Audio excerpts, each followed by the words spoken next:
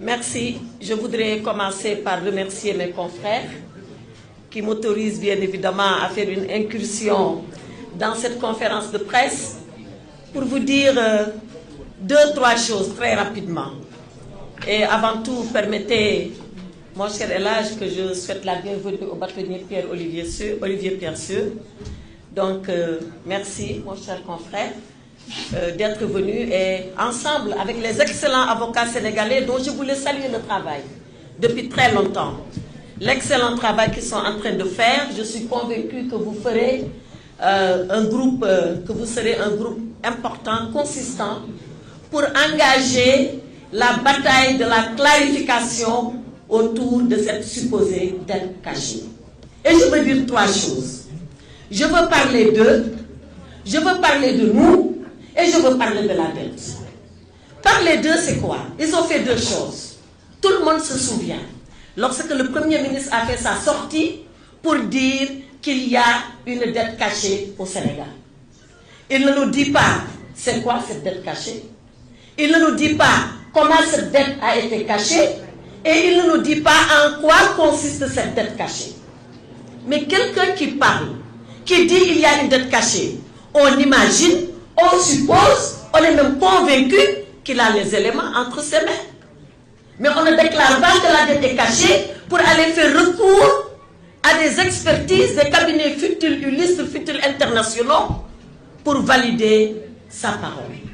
C'est ce qu'on appelle aller a posteriori pour aller chercher des éléments qui viennent conforter sa déclaration d'a priori.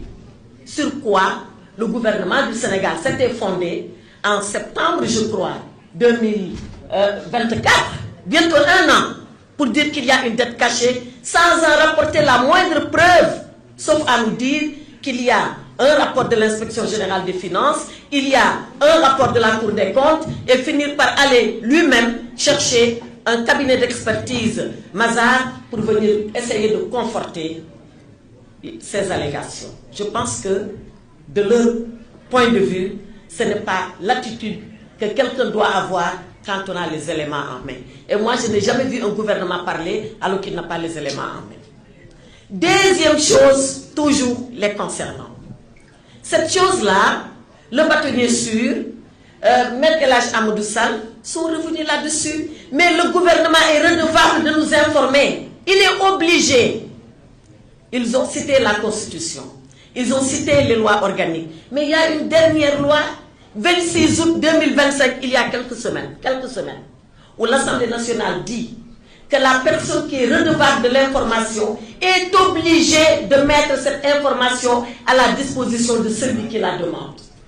Et d'ailleurs, si la personne ne le fait pas, elle est passible de poursuites pénales et condamnée à payer au minimum des amendes. Alors, à qui on a affaire? À la Cour des comptes. C'est l'administration ou ce n'est pas l'administration? C'est le ministre des Finances. C'est l'administration ou ce n'est pas l'administration? Détiennent-ils l'information? Oui, ils détiennent l'information. Pourquoi ils ne la communiquent pas? Eux savent. Par contre, tous savent et nous savons qu'ils ont violé la loi en refusant de communiquer les documents. Et pourquoi ils ne les donnent pas? Qu'est-ce qu'il y a à cacher? Qu'est-ce qu'il y a à cacher? Voilà pourquoi le bâtonnier sûr dit on a quitté une affaire de dette cachée pour tomber dans une affaire de documents cachés et cachés délibérément par l'État du Sénégal. Le rapport du cabinet Mazars. Il a fallu que les avocats introduisent le courrier pour qu'on le distille de façon très pernicieuse dans la presse. Chaque matin, vous vous levez, vous lisez un bout qui ne dit rien, qui n'explique pas grand-chose. Nous, on veut la conclusion, on ne veut pas des bouts de rapport. Donc voilà les deux choses que je voulais dire sur eux. C'est de faire l'annonce sans en détenir les preuves et d'aller les chercher après. C'est de détenir l'information et de refuser de la communiquer. Et maintenant, je viens à nous. Nous, qu'avons-nous fait? Quand je dis nous, c'est le président Macky Sall.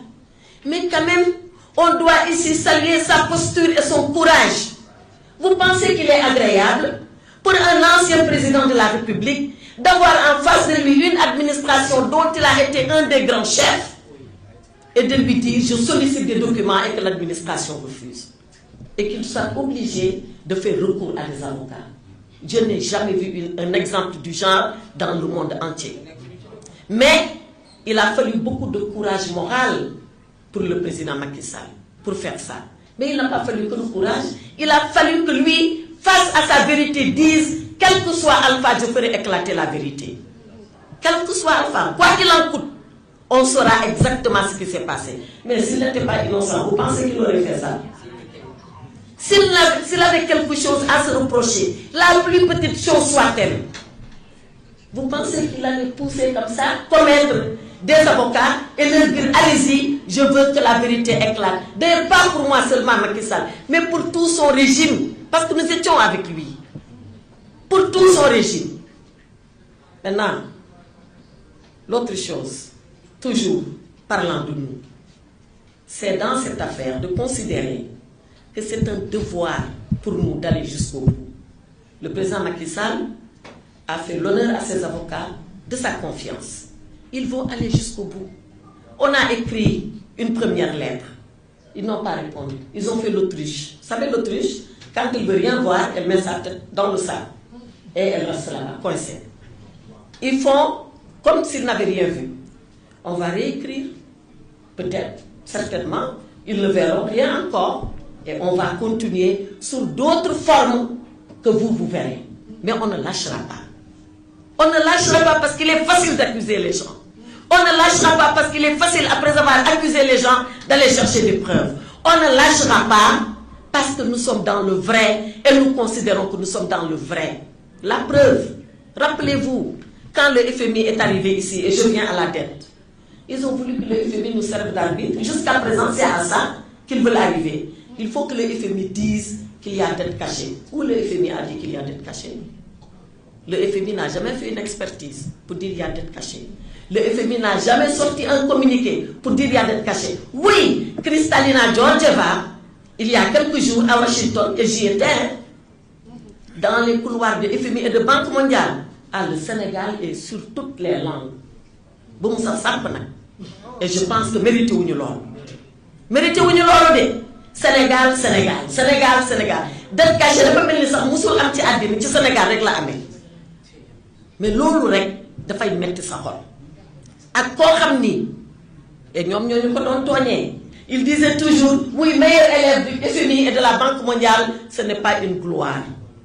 Parce que nous, entre le Sénégal, la Banque mondiale, le FMI, et même les filiales du FMI, AFC et tout ça, SFI en français, on n'a jamais eu de rupture. Jamais. Même dans les temps les plus difficiles, le Sénégal respectait ses engagements. Même quand ils disent dette cachée, on payait quand même la dette. Voilà, dette cachée, nous disons pas faire. Bon, on fait dette cachée, on n'a jamais eu de rupture avec le FMI. Donc, Mme Kristalina Georgieva est arrivée pour faire un débrief, comme elle doit faire un débrief. C'est comme ça, dans les rencontres annuelles du FMI et de la Banque mondiale. Et un journaliste lui a posé la question. Peut-être que si on peut poser ou l'on ça, moi je dois dire l'eau. Parce que nous avons dit que moi, je vais signer un programme avec le Sénégal. Le Sénégal, nous avons pour nous bien utiliser. Donc, quand on lui a posé la question, elle a dit qu'elle salue les efforts des autorités sénégalaises quant à ce qu'ils font autour de cette affaire dite de dette cachée. Voilà ce qu'elle a répondu. Un expert FMI, vous confirmez dette cachée. Il faut savoir lire, si on ne peut pas lire maintenant, ça c'est notre débat. On sort de ce débat-là. Donc, cette histoire de dette cachée, nous avons dit que nous avons dit que nous avons dit que nous avons dit que nous avons dit comment c'est sorti qu'on a. Donc, nous, ce qu'on veut, et je me résume, et là j'ai déjà été assez long, je te remercie de ta générosité. Ce qu'on veut, que nous mbir mi leer na mbir mi leer de ragaluñu ko dawuñu ko te nañ ko sànjaafu bu fu mu neexee ba fu mu neex nag mu yem parce que ñun dañoo sonn Sénégalais sax sonn nañu léegi da ngay dem nga gis benn maire mun la Aïssata FMI kañ lay ñëw man yow da ngaa xam FMI mu ne ma ku xamul FMI doom ñu ne dëkk bi doxul ndax FMI tout le monde parle du FMI. Le FMI est devenu notre voisin, il est devenu notre copain de classe, il est devenu le gars à la mosquée avec qui on prie. Mais loolu ñoom ñoo ko indi man dama ne bu fekkoon ni sax am na lu ñu gis bu fekkoon ni sax am na ñun lu ñu def ñoom li leen waroon ci gouvernement bu tey bu responsable mooy ne ah lii de am na FMI nañ waxtaan bu ñu waxtaanee ba pare ba wut solution soog a génn nañ ci mbel mi naan man gis la fi def li wala moo fi def li wala moo fi def laa mais dara tëll rek ñu ne damm na commencé yuuxu léegi nag dette cachée bi saf na si ñoom sàpp te safagul nag dina saf ba mu gën a saf lii en tout cas ñun luñ bëgg mooy que ça soit clair que cette histoire de dette cachée là qu'on la règle et qu'on se dise que Macky Sall n'a rien à voir avec une dette cachée, on ne la rembourse pas. Et maintenant, si on n'est pas d'accord sur la dette, mais c'est un débat qu'on peut engager. C'est un débat qu'on peut engager entre Sénégalais tranquillement parce que réew mi nag ñëpp a ko bokk. En tout cas man ce sont ces trois choses là que je voulais dire wax ko si ñoom li ñu def ba indi jéye bi yëpp wax ko si ñun li ñu war a def ba jéye bi yëpp ñu leeral ko ba mu leer nañ ba Sénégalais yi xam. wax nag ci dette bi di expliquer ni amul benn dette cachée ay waxu politique la woon moo tax politique dafa am fu mu war a yem ak loo dem ak moom boo ñëwee ba mbiru état dangay taxaw nga xam ni léegi réew mii la du par la politique maa ngi leen di sant leen